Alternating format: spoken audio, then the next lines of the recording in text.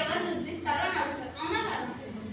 అలాంటిది అప్పట్లో వాళ్ళని రాళ్ళు తీసుకుని కొట్టినా కూడా వాళ్ళు మనకు అంటే మేము ఇట్లున్నా మా తరతరాల వాళ్ళు ఇట్లా ఉండకూడదు అని చెప్పేసి వాళ్ళు అంటే ఎవరైతే